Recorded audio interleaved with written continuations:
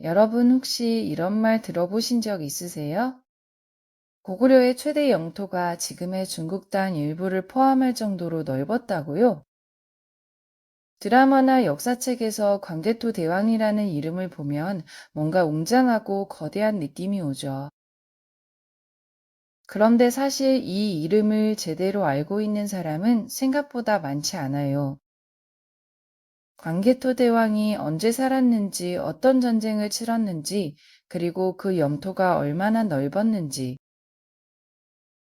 오늘은 그 이야기를 처음부터 끝까지 풀어보려 합니다. 광개토 대왕 하면 무엇이 떠오르시나요? 커다란 비석, 정복전쟁, 그리고 광활한 영토. 맞아요. 다 맞는 말이에요. 그런데 이 사람의 이야기는 단순히 땅을 넓혔다는 것에서 끝나지 않습니다. 그는 불과 18살에 왕위에 올라서 22해 동안 재위하며 고구려를 도마시아 최강의 나라로 만들었어요. 그리고 39이라는 믿기 어려운 젊은 나이에 세상을 떠났습니다. 짧은 생애 하지만 그 안에 담긴 이야기는 어떤 왕의 일생보다 드라마틱합니다. 많은 분들이 국사 시간에 이 이름을 외웠을 거예요. 광개토 대왕 시호는 국강상광개토 경평안후 대왕. 그런데 외우는 것과 아는 것은 달라요. 오늘 이 이야기를 다 들으시고 나면 그냥 외웠던 그 이름이 전혀 다르게 느껴지실 겁니다. 자, 지금부터 그 이야기 속으로 들어가 볼게요. 오늘 이야기를 듣고 나서 광개토 대왕이라는 네 글자가 그냥 외울 이름이 아니라 살아 숨쉬는 사람의 이야기로 느껴지셨으면 합니다. 18살에 왕이 됐을 때 그는 무슨 생각을 했을까요? 두려웠을까요? 아니면 당당했을까요? 이 질문을 품고 이야기를 들어보세요. 고구려는 기원전 37년에 건국된 나라예요. 광개토 대왕이 즉위한 391년까지 이미 400년이 넘는 역사를 가진 나라였죠. 400년이면 지금의 조선 왕조 전체의 기간과 맞먹는 시간입니다. 그 오랜 역사 속에서도 광개토 대왕은 단연 빛나는 존재로 기억됩니다. 400년의 역사를 가진 나라를 더 크게 만든 왕, 그것이 광개토 대왕이에요. 이야기는 4세기 후반으로 거슬러 올라갑니다. 지금으로부터 약 1600년 전이에요. 당시 한반도와 그 주변 지역은 지금과 완전히 달랐습니다. 지금 우리가 아는 한국, 중국, 일본이라는 나라 구분이 없었고, 대신 크고 작은 나라들이 서로 먹고 먹히며 살아남으려 했던 시대였어요.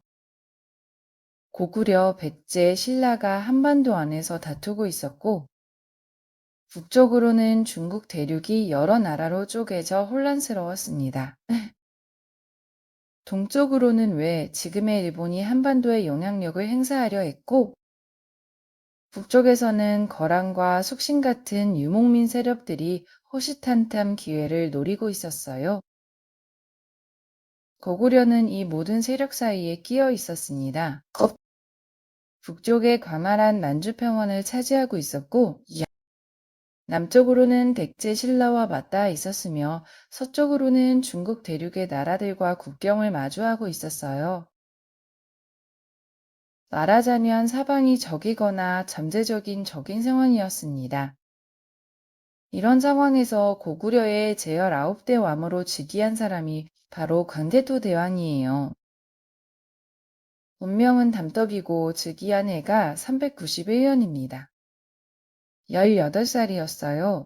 지금으로 치면 고등학교를 막 졸업한 나이에 이 모든 상황을 감당해야 했던 겁니다. 어떤 느낌인지 상상이 되시나요? 사방에서 위협이 쏟아지는 나라를 18배 나이에 이끌어야 한다는 것. 하지만 역사의 기록을 보면 그는 겁먹지 않았습니다. 오히려 즉위하자마자 행동에 나섰어요. 새 왕이 된다는 것은 단순히 왕자에 앉는 것이 아닙니다. 자신이 누구인지를 증명해야 하는 순간이기도 해요. 광개토 대왕은 그 증명을 전장에서 했습니다. 그리고 그는 그 증명을 한 번으로 끝내지 않았어요. 재위 22년 동안 거의 해마다 원정을 나섰습니다. 광개토 대왕비에 기록된 정복 기사는 64개 성 1,400개 촌락을 빼앗았다고 전해요. 숫자만으로도 그의 재위 기간이 얼마나 쉬지 않고 전쟁의 연속이었는지 느껴지지 않나요? 잠깐 광개토 대왕이라는 이름부터 살펴볼까요? 이건 그의 본명이 아닙니다. 그가 세상을 떠난 뒤에 붙여진 시호, 즉 왕의 업적을 기리는 이름이에요. 정식 시호는 굉장히 길어요. 국강산 광개토경 평안호태원에. 이 긴 이름을 줄여서 광개토 대왕 또는 호태왕이라고 부릅니다. 이름만 봐도 느껴지지 않나요? 즉 넓게 땅을 열었다는 뜻이에요. 이 시호를 붙인 사람들이 그를 어떻게 기억하고 싶었는지가 그대로 드러납니다. 단순한 왕이 아니라 땅을 넓힌 왕. 동아시아 역사에서 이만큼 직접적으로 정복자의 이미지를 담은 시호도 드물어요. 이름 하나만으로도 그가 어떤 삶을 살았는지가 전해지는 겁니다. 그가 즉위했을 때 고구려는 이미 강한 나라였어요. 하지만 강하다고 해서 위협이 없던 것은 아니었습니다. 즉위 직전까지 고구려는 북쪽의 유목민 세력과 서쪽의 중국 세력에게 끊임없이 시달렸어요. 특히 선왕 고국 원왕은 전현쟁에서 크게 패하고 수도 한도성이 함락당하는 굴욕을 겪었습니다. 그 기억이 채 가시지 않은 상황이었어요. 광개토 대왕은 즉위하자마자 이 모든 상황을 정면으로 마주해야 했습니다. 젊은 왕에게 주어진 과제는 너무나 컸어요. 그런데 이상하게도 혹은 어쩌면 당연하게도 광개토 대왕은 이 과제 앞에서 위축되지 않았습니다. 오히려 즉위 첫 해부터 적극적으로 군사를 움직였어요.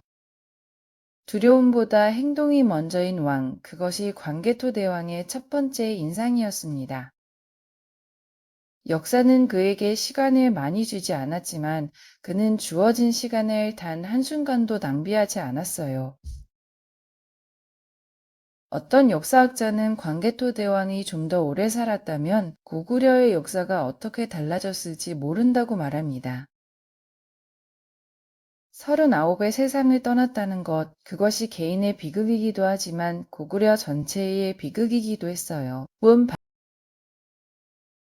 그가 50대, 60대까지 살았다면 고구려의 영토는 지금과 전혀 다른 지도를 그렸을 수도 있습니다. 역사에서 가점은 의미가 없다고들 하지만 광개토 대왕의 경우만큼은 한 번쯤 상상해 볼 만합니다. 39에 멈춘 정복자가 만약 60까지 살았다면 동아시아의 지도는 지금과 완전히 달랐을 거예요. 그가 더 살았다면 지금 우리가 중국이라 부르는 땅의 상당 부분이 고구려의 역사가 됐을지도 모릅니다. 광개토 대왕의 첫 번째 군사행동은 북쪽을 향했습니다. 즉위한 이듬해인 392년, 그는 거란을 공격해서 대승을 거두고 포로 1만 명을 데리고 돌아왔어요. 이건 단순한 군사적 승리가 아니었습니다. 즉위한 지 1년도 안 된 19살 청년 왕이 직접 군사를 이끌고 북방 세력을 제압했다는 것. 그것이 고구려 내부에 어떤 메시지를 줬을지 상상해 보세요. 새 왕은 강하다. 따라야 한다. 이 나라는 살아남을 것이다. 광개토 대왕은 이후에도 북쪽으로의 정복을 멈추지 않았습니다. 숙신을 정벌하고 동부열을 복속시켰으며 요동 일대를 장악해 나갔어요.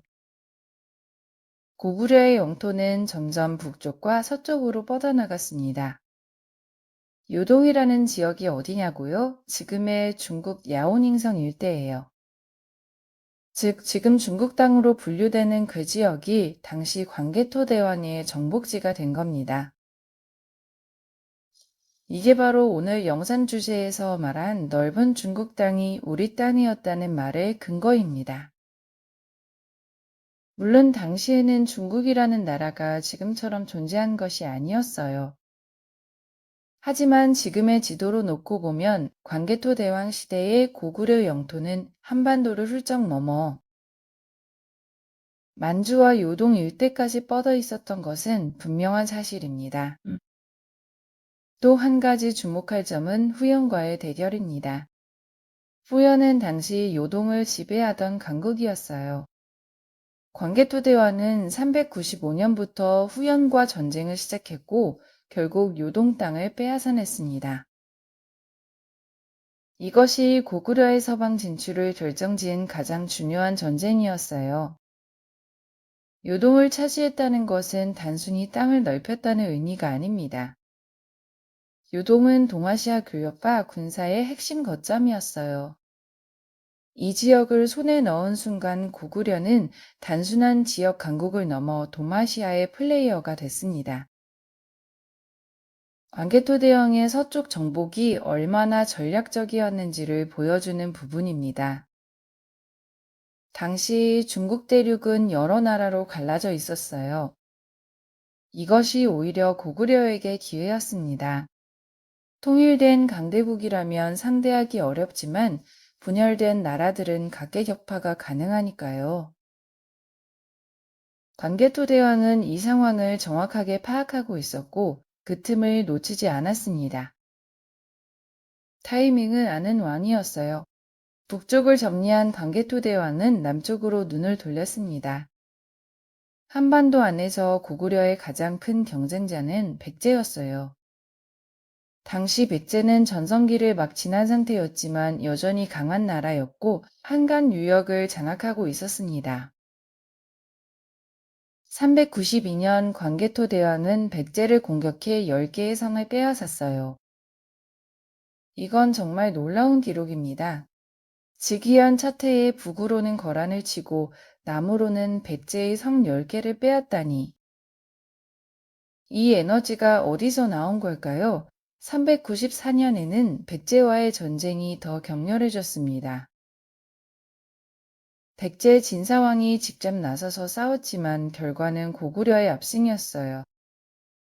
백제는 계속 밀렸고 396년에는 광개토 대왕이 직접 군사를 이끌고 한강을 건너 백제의 수도 한섬 인근까지 진격했습니다.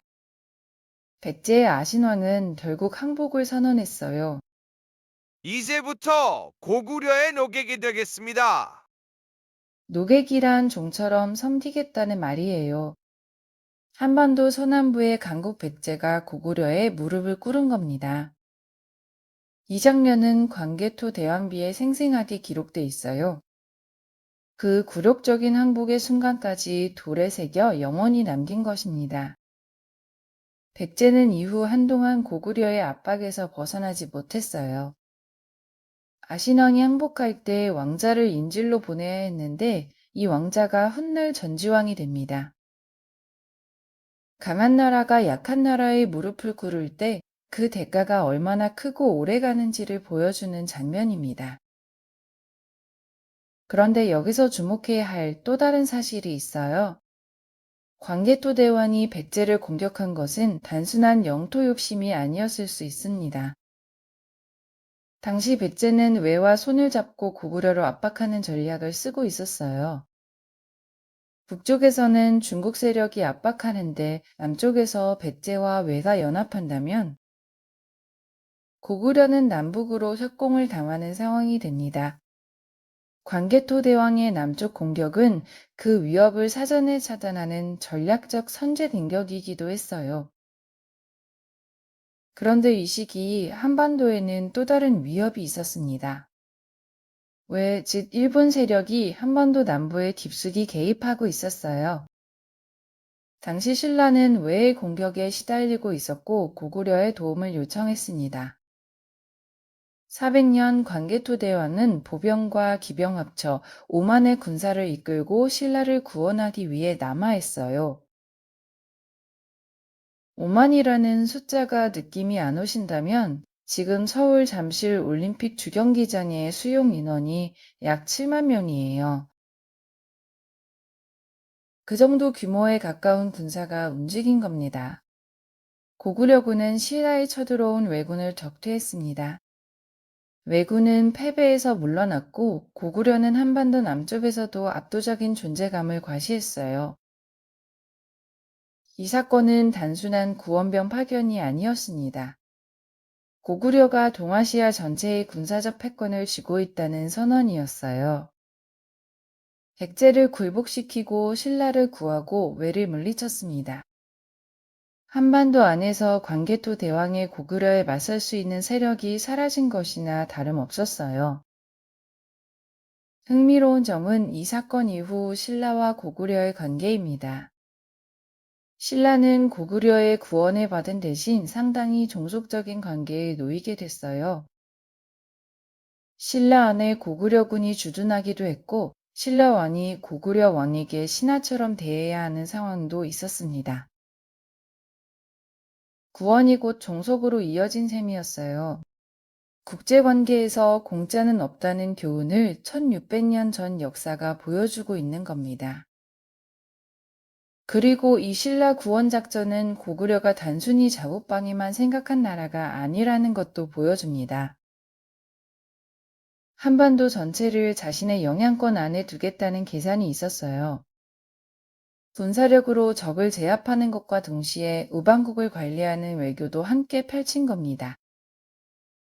광개토 대왕은 전략 가이드 이전에 뛰어난 외교관이기도 했습니다.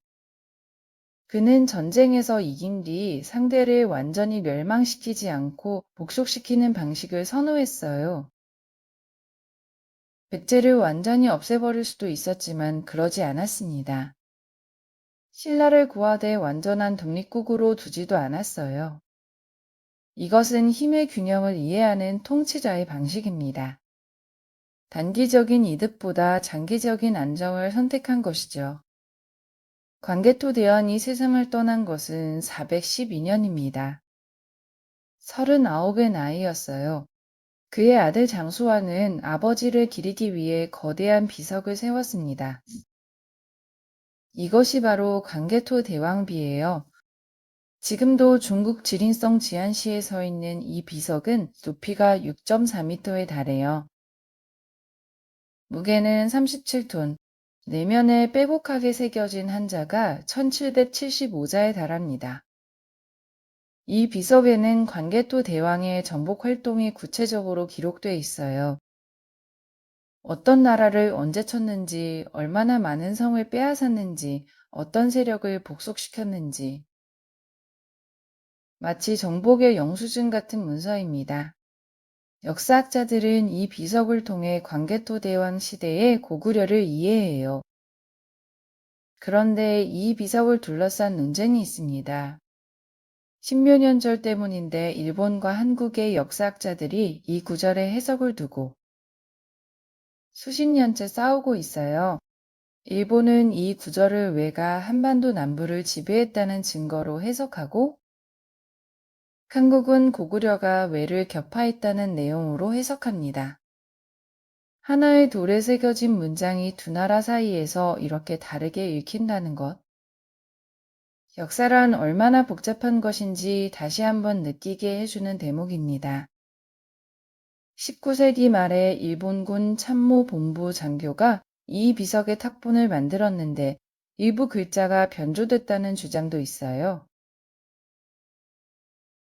역사적 사실을 자국에 유리하게 해석하기 위해 비석의 글자까지 손댔다는 의혹입니다. 진실이 무엇인지는 여전히 논쟁 중이지만 이 비석이 단순한 돌덩이가 아니라 살아있는 역사의 전장이라는 것만은 분명합니다. 광개토 대왕비가 서 있는 지안시는 지금 중국 영토예요. 고구려의 수도였던 그 자리에 고구려의 왕을 기리는 비석이 지금은 중국 정부의 관리 하에 있습니다. 이것 자체가 역사의 아이러니이면서 동시에 동북공정 논쟁의 핵심을 보여주는 장면이기도 해요. 비석을 보러 가면 중국 관광지 안내판에 고구려가 중국 소수민족의 역사로 설명돼 있습니다. 그 안내판 앞에서 어떤 생각이 드실지 한번 상상해 보세요. 광개토대원이 남긴 것은 단순히 넓은 땅이 아닙니다. 그가 구축한 고구려의 강대함은 아들 장수왕 시대에도 이어졌고, 고구려는 그 후로도 수백 년간 도마시아의 강국으로 존재했어요. 수나라와 당나라, 당시 중국 대륙을 통일한 거대한 제국들도 고구려를 넘지 못했습니다. 고구려가 수나라의 대군을 물리친 살수대첩, 당나라를 막아낸 안시성 싸움. 이 모든 것의 뿌리에는 광개토대왕이 닦아놓은 강국의 기반이 있었어요. 광개토대왕이 다스린 고구려의 최대 영토는 어느 정도였을까요? 학자마다 조금씩 차이는 있지만, 대체로 오늘날의 한반도 북부와 만주 전역, 요동반도, 연해주 일부까지 포함한 것으로 봅니다. 이걸 지금의 지도에 놓고 보면 한반도의 두세 배에 달하는 넓이에요. 중국의 랴오닝성, 지린성, 헤이룽장성 일대가 포함됩니다. 지금 중국이 자국의 영토라고 주장하는 그 땅들이 1600년 전에는 고구려 사람들이 살고 다스렸던 공간이었던 겁니다. 광개토대원 시대의 고구려는 단순히 군사강국이 아니었어요. 정복한 지역의 사람들을 강제로 이주시키거나 동화시키는 정책을 쓰면서도 자국의 문화와 정체성을 유지했습니다. 고구려만의 독자적인 문화, 언어, 건축 양식이 그 넓은 영토 안에서 살아있었어요. 고구려 고분 벽화를 보면 그 생생한 증거를 볼 수 있어요. 전쟁 장면, 사냥 장면, 연애 장면이 담긴 벽화들이 지금도 남아 있습니다. 그 그림 속 사람들의 표정과 자세에서 강하고 활기차며 자신감 넘치는 고구려 사람들의 모습이 느껴집니다. 광개토대왕이 넓혀놓은 땅 위에서 그 사람들은 그렇게 살았어요. 지금 우리가 역사책에서 보는 숫자와 지명 뒤에는 그렇게 살았던 진짜 사람들이 있었습니다. 여기서 우리가 꼭 짚어야 할 이야기가 있어요. 동북공정이라고 들어보셨나요? 중국이 2002년부터 진행한 역사 프로젝트인데, 고구려를 중국의 역사라고 주장하는 내용을 담고 있어요. 고구려가 중국 땅에 있었으니 중국 역사라는 논리입니다. 이에 대해 한국의 역사학자들과 정부는 강하게 반발했습니다. 고구려는 한국의 전통 역사이고 언어, 문화, 사람 모두 한민족의 역사라는 주장이죠. 이 논쟁은 지금도 완전히 해결되지 않았어요. 어느 나라의 역사냐를 떠나서 고구려가 동아시아 역사에서 차지하는 위치는 분명합니다. 중국 대륙의 왕조들과 맞서 싸우고 때로 이기고 수백 년간 독자적인 문화와 언어를 유지한 나라. 그 나라의 전성기를 만든 왕이 광개토대왕이었어요. 동북공정이 주장하는 논리를 들여다보면 흥미로운 점이 있습니다. 중국은 현재 자국 영토 안에서 일어난 모든 역사를 중국의 역사로 보겠다는 입장이에요. 그런데 이 논리대로라면 중국 땅에 있었던 수많은 다른 민족의 나라들도 모두 중국 역사가 되는 셈입니다. 역사와 영토의 관계, 민족과 국가의 관계, 이것은 단순하지 않은 문제예요. 광개토대왕의 이야기는 그 복잡한 문제를 지금도 우리에게 던지고 있습니다. 한 가지 확실한 것은 광개토대왕, 시대의 고구려가 주변의 어떤 나라도 쉽게 무시할 수 없는 존재였다는 사실이에요. 그 시대를 살았던 사람들에게 고구려는 두려움이자 경외의 대상이었고, 광개토대왕은 그 두려움과 경외의 중심이었습니다. 우리는 지금 그를 역사책 안에서 만나지만 그 시대를 살았던 사람들은 그를 실제로 마주했을 거예요. 고구려 병사들은 그가 이끄는 군대의 일원이었을 것이고 백제와 외의 병사들은 그 군대와 싸웠을 것입니다. 신라 사람들은 그의 군대가 구원병으로 오는 것을 보았을 거예요. 역사는 언제나 숫자와 이름 뒤에 그렇게 살아있던 사람들을 품고 있습니다. 39회의 짧은 생애. 그 안에 18살의 왕이 되어 22해 동안 전장을 누볐고 북으로는 만주를 넘었으며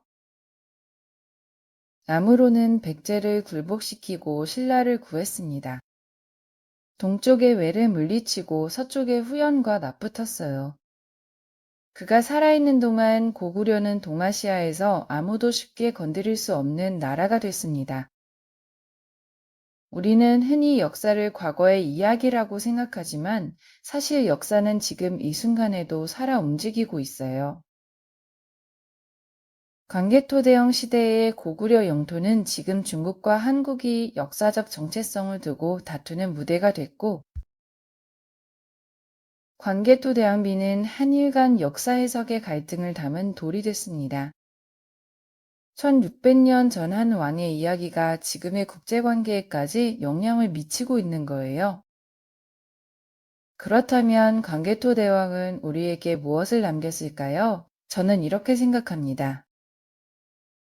그는 우리에게 작은 나라가 큰 세상을 상대로 어떻게 싸워야 하는지를 보여준 인물이에요.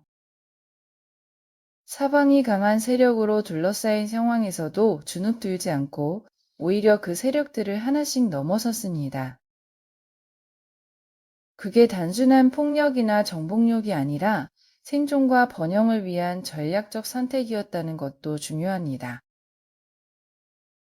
광개토대왕을 단순히 전쟁을 잘한 왕으로 기억하는 건 너무 아쉬운 일이에요.